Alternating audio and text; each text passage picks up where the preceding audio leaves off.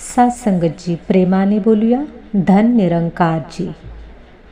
सद्गुरू नेहमी सांगतात की ज्यावेळी आपल्यामध्ये अहंकार आहे त्यावेळी आपल्या मनामध्ये निरंकार वास करू शकत नाही. तर हे असं का म्हटलं आहे त्याचं चिंतन आपण थोडक्यात करूयात.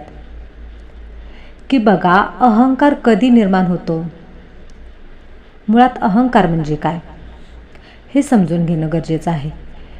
अहंकार म्हणजे मीपणा. हे माझं आहे, ते माझं आहे, मी कोणीतरी वेगळा आहे, माझं हे पद आहे, जी मान अपमानाची जी फिलिंग आहे. त्याच्यानंतरनं हे माझं आहे, ते माझं, म्हणजे माझी मुले, माझं घर, माझी गाडी, असं आपण बोलत असतो. माझं माझं माझं आणि मी, याला आपण म्हणतो अहंकार. परंतु हा जो अहंकार आहे तो अहंकार निर्माण होतो कसा, याचं मूळ काय आहे हे आपण चिंतन करणार आहोत. अहंकार तेव्हाच निर्माण होतो जेव्हा आपण स्वतःला शरीर समजायला लागतो. ज्या दिवशी आपण स्वतःला आत्मा समजायला लागतो, ज्यावेळी आपल्याला आत्मज्ञान होतं, ज्यावेळी मला हे कळतं की मी कोणी शरीर नाही आहे, तर मी एक चैतन्य आत्मा आहे. आणि अशी आत्मा आहे की ज्या आत्म्याचा कधीही लय होऊ शकत नाही, जी आत्मा कधीही मरत नाही, ज्या आत्म्याला कोणीही छेदू शकत नाही, कोणी त्याला जाळू शकत नाही, त्याला कोणी विझवू शकत नाही, अशी आत्मा आहे. अमर आहे, अविनाशी आहे, अजर आहे. अशी जी आत्मा आहे ती आत्मा म्हणजे मी आहे. ज्यावेळी मी मरते त्यावेळेस माझ्या शरीरातून आत्मतत्व बाहेर जात असतं आणि माझं शरीर त्या ठिकाणी जाळलं जातं. मग माझ्या शरीरामधून जे निघणारं आत्मतत्व आहे ते आत्मतत्व कधीही नाश पावत नाही. तर ते आत्मतत्व काय करतं, तर एक शरीर सोडलं की दुसरं शरीर धारण करतं, दुसरं सोडलं की तिसरं शरीर धारण करतं. त्याचं हे जन्म मरणाचं चक्र कंटिन्यू फिरत असतं. मग आपल्या शरीरामध्ये असलेली आत्मा हे माझं मूळ अस्तित्व आहे.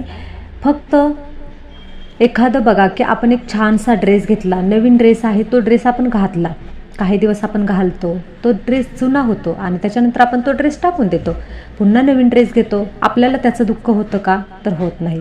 अगदी त्याचप्रमाणे ज्यावेळेस आपलं हे शरीर आहे त्यावेळेस ते जीर्ण होतं, म्हणजे ते जुनं होतं, खराब होतं. त्यावेळेस आहे ना परमात्मा काय करतो, आपल्याला दुसरं शरीर देत असतं. एक शरीर सोडलं की आपण दुसरं शरीर धारण करतो, जसं की एखादा जुना कपडा टाकून द्यावा आणि नवीन कपडा धारण करावा, असं आपलं हे शरीर, आपण जन्म मरणाचं चक्र आपलं हे कंटिन्यू फिरत असतं. खरं तर त्याच्यामध्ये दुःख करण्याची गोष्ट काहीच नाही. पण आपला या ठिकाणी मूळ मुद्दा असा आहे की अहंकार. ज्यावेळी मी स्वतःला शरीर समजते त्यावेळेस अहंकार निर्माण होतो, मीपणा निर्माण होतो. आणि आत्तापर्यंत आपण पाहिलेलं आहे की सर्व साधू संतांनी सांगितलं की मूळ विकारांचं जे मूळ आहे ते स्वतःला शरीर समजणं. कारण ज्या दिवशी आपण स्वतःला शरीर समजतो त्यावेळेस आपल्यामध्ये असलेले जे 5 विकार आहेत ते यायला बाहेर सुरुवात होतात. काम, क्रोध, लोभ, मोह, अहंकार, हे जे 5 विकार आहेत ते 5 विकार आपल्यामध्ये असतात. ते कधी बाहेर पडतात, ज्यावेळी आपण स्वतःला शरीर समजतो. आणि आपण ज्या दिवशी स्वतःला आत्मा समजायला लागतो, मी स्वतः एक आत्मा आहे आणि इतरांनाही आत्मिक दृष्टीतून पाहतो, त्यावेळी आपल्यामध्ये असलेला अहंकार गळून पडतो. कारण आपल्याला त्यावेळी हे कळालेलं असतं की जे मी आहे, आता जी कोणी मी बोलत आहे ती मी नाही आहे, तर मी एक आत्मा आहे. या शरीराच्या माध्यमातून मी आत्मा बोलते. आता दुसरा मुद्दा बघा असा आहे की आपल्याला कळालं की अहंकार कशामुळे निर्माण होतो, अहंकार म्हणजे काय. आता तिसरा मुद्दा असा आहे की ज्या ठिकाणी अहंकार आहे त्या ठिकाणी निरंकार बसू शकत नाही. तर सर्वप्रथम आपल्याला हे लक्षात घ्यायचं आहे की आत्मा आणि परमात्म्यामध्ये मुळात भेदच नाही आहे. आत्म्याचे जे गुण आहेत तेच परमात्म्याचे गुण आहेत. परमात्मा हा असं म्हटलं जातं की 7 गुणांचा सागर आहे, सतोगुणी. परमात्मा सतोगुणी असतो आणि आपली जी आत्मा आहे, आत्म्याचं जे मूळ स्वरूप आहे ते सतोगुणी आहे. आणि महत्त्वाचं म्हणजे परमात्मा जर शांत आहे, प्रेम स्वरूप आहे, शांत स्वरूप आहे, आनंद स्वरूप आहे, असं जर त्याचं स्वरूप असेल तर त्यासाठी आपल्याला सुद्धा त्या स्वरूपामध्ये स्थित व्हावं लागेल. ज्यावेळी मी स्वतःला आत्मा समजणारे आहे त्यावेळेस आत्म्यामध्ये असणारे सतोगुण बाहेर पडायला सुरुवात होणार.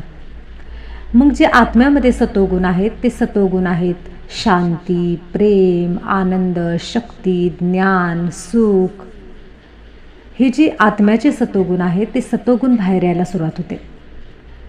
आणि काय होतं बघा की परमात्मा जो निरंकार परमात्मा आहे आणि आत्मा आहे या दोन्हींची फ्रिक्वेन्सी कधी मॅच होणार आहे तर त्यावेळेस ते दोन्हीसुद्धा एका स्वरूपामध्ये असायला हवेत ना.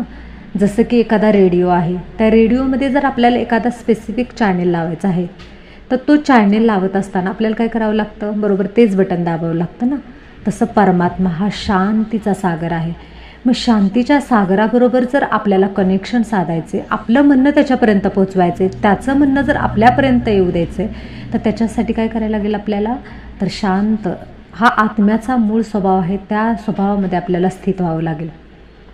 आणि आपल्यामध्ये असलेला अहंकार काय करतो, तर आपल्यामध्ये असलेला अहंकार पापकर्म करायला आपल्याला भाग पाडतो.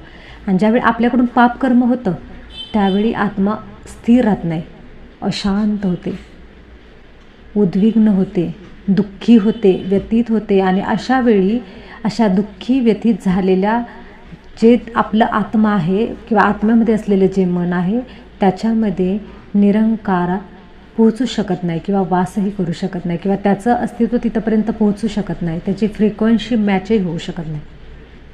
म्हणून असं सद्गुरू नेहमी म्हणतात की ज्या ठिकाणी अहंकार आहे त्या ठिकाणी निरंकार पोहोचू शकत नाही.